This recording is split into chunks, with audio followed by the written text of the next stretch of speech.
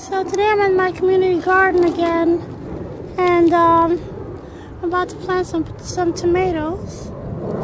I just dug this hole. It's, oh, look at this handy thing. 10 centimeters, but it's about 5 inches deep, and I'm gonna plant one of these tomatoes. Whenever you plant tomatoes, you should dig the hole as deep as possible. Well, that is to say, you should dig your hole fairly deeply so that it can accommodate a good length of the stem. Because what you want is to be able to give the tomato an opportunity to develop a good root system.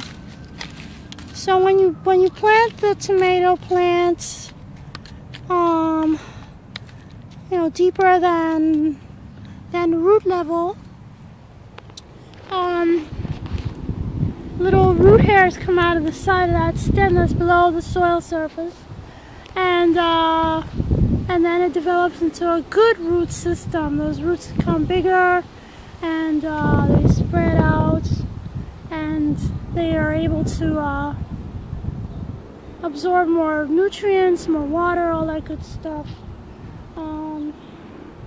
So anyway, so that's the reason you do that. And what was I gonna say? Anyway, so basically that's it. I mean, that's all there is to it. So I'm just gonna keep doing this, keep digging holes. I have this strip on the back of my plot here. There's so much junk in this stuff. Holy cow, what is this? Oh, I know what this is. This is some string from 2 years ago. Whatever. Anyway, there's a lot of junk in this strip here. Last year, one of the gardeners helped me to, actually 2 of the gardeners helped me to clean this spot here.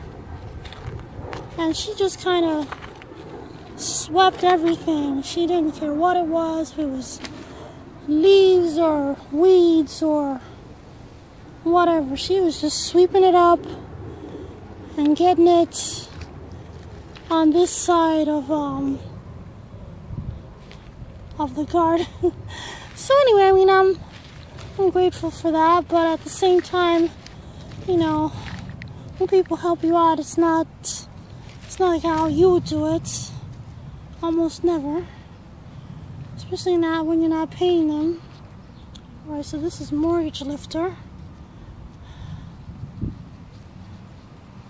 And as you can see, I planted it kind of sideways a little bit so that I could get more of the roots, the stem into underneath the soil. And that's about it. I'm going to try and finish doing the strip here. That's the end. And this is where the garlic beds are. So anyway, I'm going to plant these behind the garlic on the edge of my plots. Check this out. There's this is a potato that overwintered and came back this year. It's actually something that I believe got swept over here with the dregs that, like I said, that lady helped me out. And so anyway, so I got this potato here, and there's this over here also. This is on that same lady's side, and there's another one. So whatever, I'm not gonna reclaim my potatoes. I'm just gonna let her enjoy that. That'll be her payment for last year, I guess, helping me out. So anyway, let me get this done. I'm in a bit of a rush. I'm always coming out here late, and then it gets hot, and then I run out of water, and then I'm like stuck, and then I have to go home dragging So anyway, let me get this done while I still have plenty of water and the weather's still favorable. Alright, so I was noticing something as I'm digging here. This is supposed to be like a no-till kind of idea that I'm working with here. So what I do is that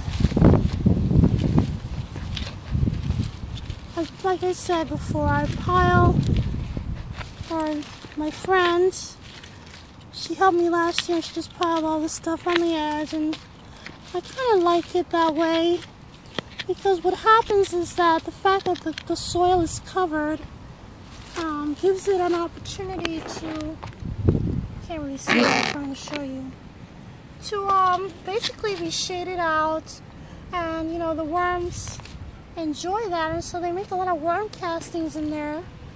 You notice a lot of worm castings, and the soil is so dark. Look how dark that is, and friable. So I'm liking this.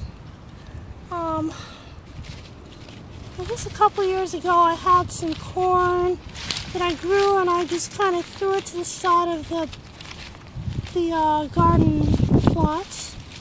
And then the following year, the same thing happened.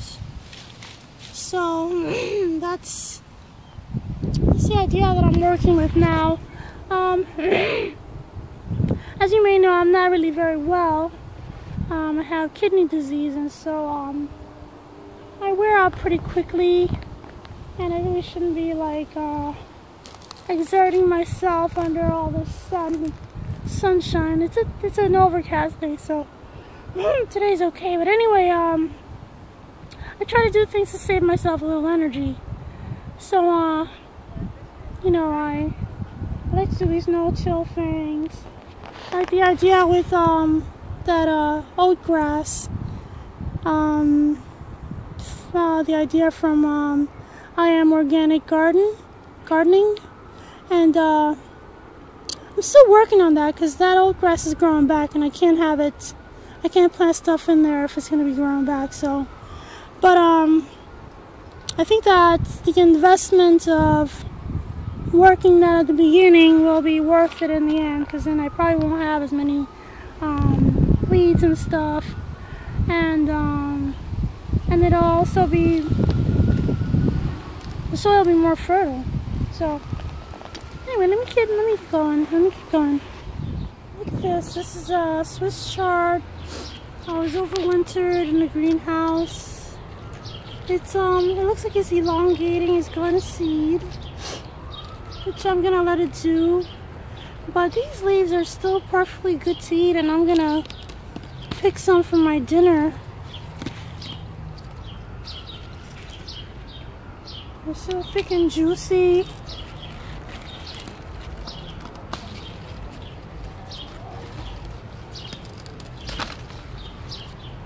So it's getting some side shoots. So I think that it should be okay to, you know, take away some of the leaves. I'll leave those to feed the plants so I can make a good seed head. But anyway, I don't know. This looks like a good amount. It's probably not enough because it shrinks. And so I'm going to take some of this over here. These are beet greens. And it's the same thing. Swiss chard and beets are related. So it's doing the same thing. It's making an elongated flower stem.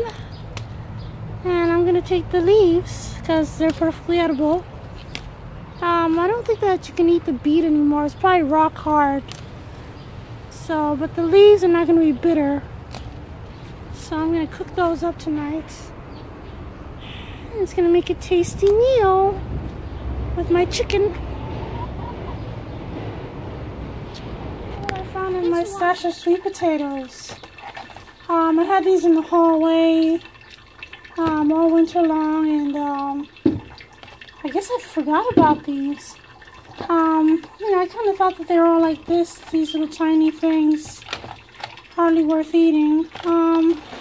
These are very skinny and bruised, and some of them are like half, well, most of this is soft.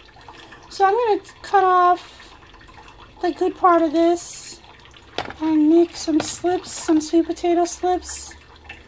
I could probably eat this, but it's a little bit soft. This part here is firm, so I'm going to cut that. This is pretty firm. It's one of those purple ones. I found a few others. Yeah, so I found a few others in the stash. I mean, most of them were like just too dry and shriveled up to be even considered, but some of these are in good shape. Well, these are the ones that I figure are still good enough to eat. So, that'll be for a different meal, but I think I'm going to use these for my meal tonight. And these I'm going to make slips out of, and these will be for later, and the ones in this bag. So, anyway, showing you that.